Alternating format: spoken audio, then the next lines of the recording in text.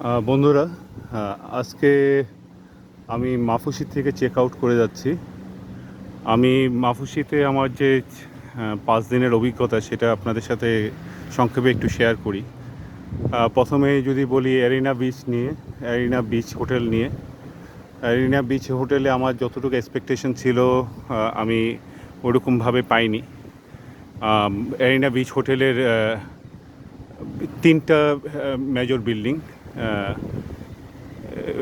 এটা হচ্ছে গিয়ে ওদের প্রথম বিল্ডিং, যেটা ওয়েস্ট ফেসিং। এটা অ্যারিনা ফুসি, যেখানে আমি ছিলাম মাঝখানেরটা। আর অ্যারিনা ভ্যালি আর অ্যারিনা ফুসির মাঝখানে হচ্ছে গিয়ে কানি হোটেল। আর অ্যারিনার থার্ড বিল্ডিংটা হচ্ছে গিয়ে অ্যারিনা গ্র্যান্ড। সো আমার অ্যারিনাতে আমি যতটুকু জানি যে অ্যারিনা হচ্ছে গিয়ে এই আইল্যান্ডের সবচেয়ে ভালো হোটেল। তো এই অনুযায়ী ওদের সার্ভিসে আমার অনেক এক্সপেকটেশন ছিল। আনফর্চুনেটলি এখানে ভিউ অনেক ভালো, বাট সার্ভিস বা আমার খুব আনফর্চুনেট যে আমি আসলে ওরকম সার্ভিস পাইনি।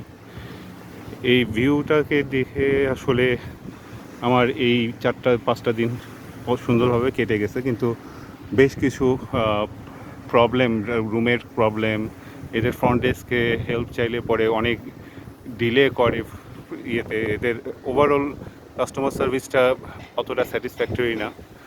ব্রেকফাস্টের জায়গা যদি বলি, ব্রেকফাস্ট অর্ডিনারি ব্রেকফাস্ট। সো আপনাদের প্রতিদিনই রিপিটেড একই মেনু রিপিট করা হবে। সো এই ছিল ব্রেকফাস্টের এক্সপিরিয়েন্স অ্যারিনার সম্বন্ধে আমার থাকার অভিজ্ঞতা। বাট অ্যারিনার সবচেয়ে ভালো জিনিসটা যে ওদের এক্সকারশনের যে টিমটা ছিল, আমাদের যে সি অ্যাক্টিভিটিগুলো ছিল সেগুলো বেশ ভালোভাবে করছে ওনারা। সো ওই জিনিসটাতে আমি বেশ হ্যাপি, এবং আমি ডেফিনেটলি রেকমেন্ড করি ওইটা। এখানকার বাংলাদেশি স্টাফ যারা আছে তারা তাদেরকে অ্যাডাপ্ট করতেছে বেশ ভালোভাবেই, কিন্তু আমার মনে হয় যে ওভারঅল সবারই একটা সার্ভিস ট্রেনিংয়ের খুব দরকার। একটা এই মাপের একটা হোটেলে যেরকম সার্ভিস হওয়া দরকার। এখানকার সানসেট ভিউ অদ্ভুত সুন্দর। আপনি বিচের থেকে বা এই বিল্ডিংয়ের অ্যারিনার ফার্স্ট বিল্ডিংয়ের থেকে যদি ছাদের থেকে আপনি সানসেট দেখেন, এটা অদ্ভুত একটা সুন্দর সানসেট ভিউ পাবেন। আমি মোস্ট অফ দ্য টাইম এই জায়গায় বসে সময় কাটাইছি। এই জায়গাতে সকালবেলা বসে থেকে অনেক সুন্দর একটা রিল্যাক্সিং সময় কাটানো যায় অনেকক্ষণ বসে থেকে। প্রচুর গেস্ট আসে। আমি এসেছি জুন মাসে, স্টিল কোনো ওয়েদারের কোনো খারাপ কিছু ছিল না। ওয়েদার ভেরি ক্লিয়ার ছিল। ওভারঅল সুইমিং পুলের এক্সপিরিয়েন্স, আপনাদের এক্সপেকটেশন বলবো যে খুবই মিনিমাম রাখা উচিত। এখানকার সুইমিং পুল আসলে খুবই ছোট, যেটা হয়তো বা আপনাকে একটু হতাশ করবে। তাছাড়া এখানকার বাংলাদেশি আধিক্য অনেক বেশি, লাইক কুমিল্লা, ব্রাহ্মণবাড়িয়া এইসব অঞ্চলের লোকের, সিলেট অঞ্চলের লোকরা এখানে বেশ বসবাস করে। তা এনাদের ওভারঅল এখানে বিভিন্ন শপ আছে। আমার কোনো কারণে যদি কোনো দরকার হয়, এখানকার বাংলাদেশি কমিউনিটি বেশ হেল্প করে। সো ওই জায়গাটা আমি অনেক সাপোর্ট পাইছি।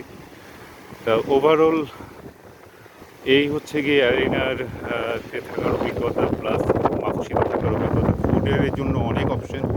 আপনাদের ডেফিনেটলি এখানে কখনো ফুল বোর্ড বা হাফ বোর্ড নেওয়া উচিত না। এখানে অনেক রেস্টুরেন্ট চেন আছে, যে কোনো রেস্টুরেন্ট চেনে বসে আপনারা আপনাদের ভালো মতো পছন্দ মতো খাবার এনজয় করতে পারবেন। ম্যানোর, তারপরে মিস্টার অক্টোপাস, এই রেস্টুরেন্টগুলো ডেফিনেটলি আমার রেকমেন্ডেশনে থাকবে। খুব ভালো সার্ভিস এদের। আর anyway, this is the beach, যেটা আপনাকে কখনোই হতাশ করবে না।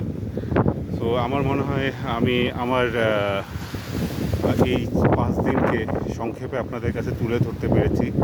যদি কোনো কিছু আমার কাছ থেকে জানার ইচ্ছে হয়, আপনারা আমাকে কিছু জানতে চাবেন, কমেন্ট বক্সে কমেন্ট করেন, আমি অ্যান্সার করব। সো ধন্যবাদ আমাদের সাথে থাকার জন্য। আবার দেখা হবে আমাদের পরবর্তী ডেস্টিনেশনে। Take care.